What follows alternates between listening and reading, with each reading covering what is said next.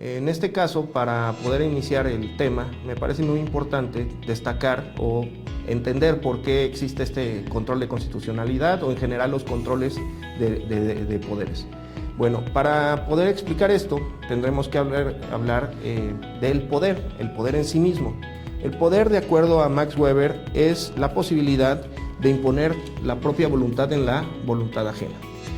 El poder es un ente en una situación que ha sido explorada durante muchos siglos y muchas veces se ha tratado de dar algún entendimiento o alguna manera de entender por qué o de dónde deriva la fuente de poder.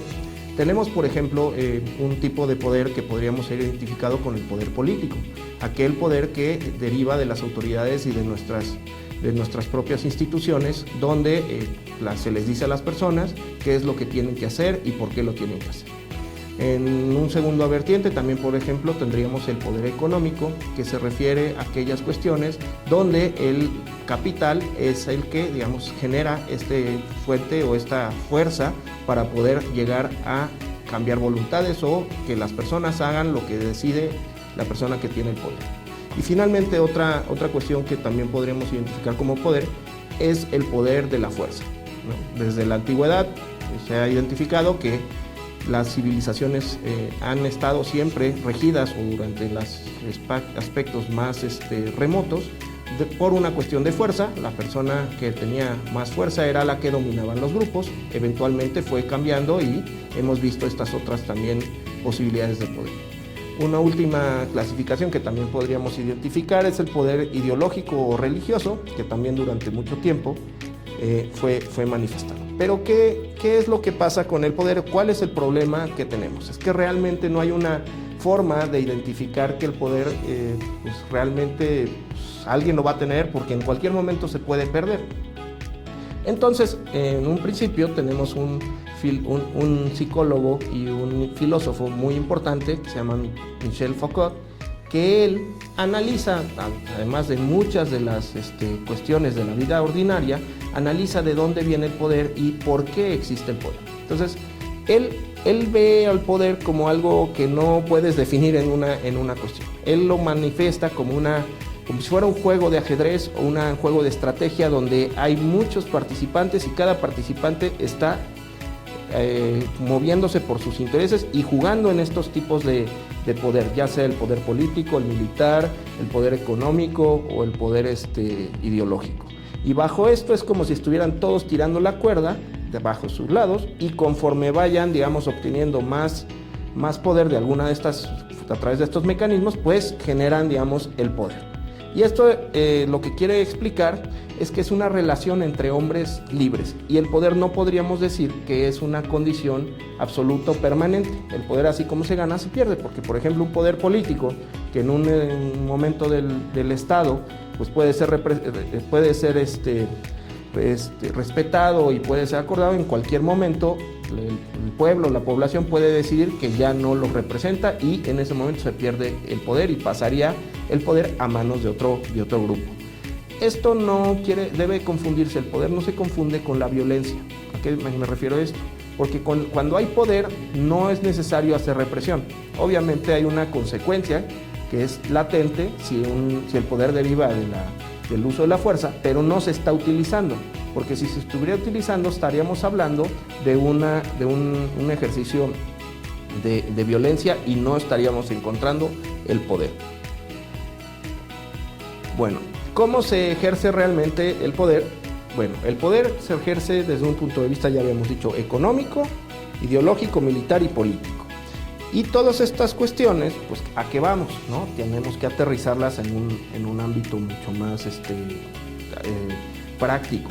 Pues que al final de cuentas nosotros en nuestras relaciones, en nuestros estados, en nuestras comunidades, pues tenemos este tipo de interacciones, y lo que se ha advertido es que aquel personaje o aquella persona que tenga el poder evidentemente siempre va a querer obtener más. Entonces aquí haría yo referencia a la frase que dio Lord Acton en algún momento, que decía que el poder corrompe y el poder absoluto corrompe absolutamente. Entonces, durante todos los siglos de la humanidad siempre hemos tenido un problema, porque siempre ha ejercido alguien este poder ¿Y qué es lo que ha sucedido? Pues que empiezan los abusos, empiezan pues, no sé, los atropellos, las muertes de las personas injustificadas.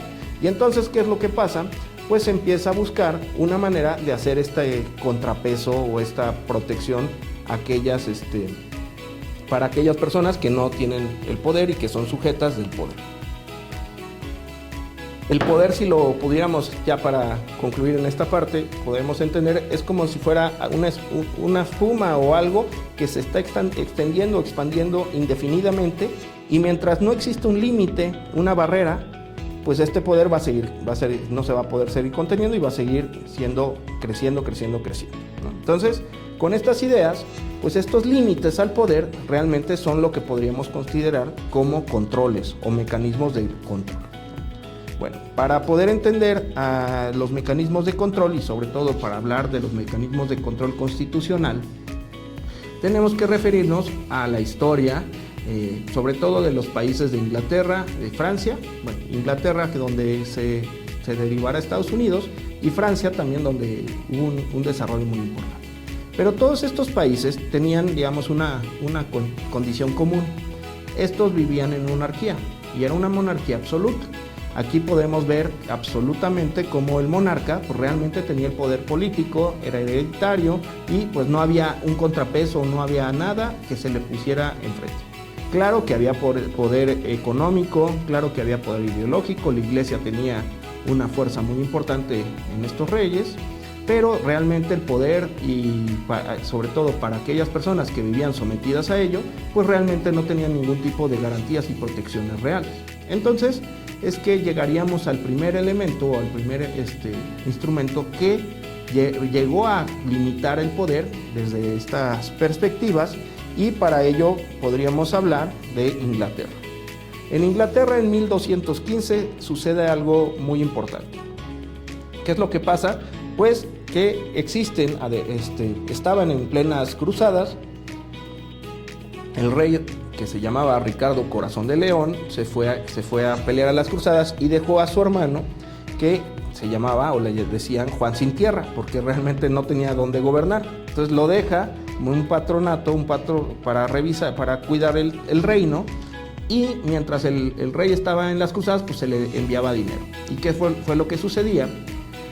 Que pues mientras se le iba pidiendo dinero, pues a quién se les estaba solicitando, pues a los nobles, a la iglesia, y pues los campesinos tenían que aportar también su trabajo para poder subsidiar todas estas situaciones. Entonces llegaron a haber muchos abusos, como siempre ha pasado, justo como lo estoy diciendo, y entonces los nobles, el clero, principalmente, se levantan en armas y dicen hasta aquí llegamos. ¿Y esto qué implica? Que obligan al rey a firmar un documento por primera vez, es el documento desde la historia occidental que por primera vez consagra o consigna derechos. Esto significa límites al poder absoluto del monarca. Son ciertos compromisos para que a las personas que están siendo sus súbditos se les respete de algunas cosas. ¿Qué es lo que principalmente podemos rescatar de esta carta, además de su contenido histórico? Pues tenemos, por ejemplo, lo que se llama el habeas corpus, que obligaba a que antes de que se te impusiera una sanción o incluso que ordenara que perdieras la vida, pues hubiera un procedimiento adecuado. ¿Para qué? Pues para que se pudiera escuchar a la persona que estaba siendo imputada. Esto va a derivar incluso hasta ahora en nuestro juicio de amparo. Otro tema importante que les importa, que era de mucha importancia en ese momento, era el tema de los impuestos. ¿Por qué? Porque a raíz de estas estrategias y cruzadas, pues lo que se estaba solicitando era que se dieran tributos que al final de cuentas afectaba a todos los nobles. Entonces dijeron, tenemos que poner ciertas reglas para que si tú vas a poner un tributo para nosotros, tenemos que estar de acuerdo. Entonces, de aquí derivarán algunos principios importantes como los principios de justicia tributaria que actualmente tenemos. Por ejemplo, el principio de legalidad en cuanto a que solamente se puede establecer un impuesto si está aprobado por una ley, ya sea del Poder Legislativo, que es representante de la democracia y de la sociedad, En ese sentido, en este momento, lo que dijeron los nobles es: solamente nos puedes pedir contribuciones y nosotros estamos de acuerdo. Y obviamente ahí podríamos también encontrar proporcionalidad, etc. Y ese aspecto de que se tuviera que consultar a los nobles para poder establecer impuestos, también va a llevar a algo muy importante, que a la postre se va a hacer o se va a construir el Parlamento. ¿Por qué? Porque en vez de estar llamando a los nobles cada vez que se necesitaba hacer alguna política importante, pues entonces el rey dijo: pues ¿sabes qué? Ya lo voy a institucionalizar y le voy a llamar Parlamento. Entonces de aquí también derivará la oficialización o la existencia real de un poder contrapeso del rey, que se va a llamar el poder legislativo. Y otro aspecto importante de este documento, Carta Magna, es que también protege los intereses del clero. Es un primer intento, creo que lo importante hay que verlo como un documento que fue el pionero en cuanto a poner límites y establecer ciertos derechos para estas personas, pero no podríamos hablar que es similar a una protección de derechos humanos en la medida en que solamente iba cubriendo los intereses de los nobles y de la iglesia. Las personas comunes, las personas que estaban al servicio de estos nobles, pues evidentemente ellos no tenían ningún derecho, eran en propiedad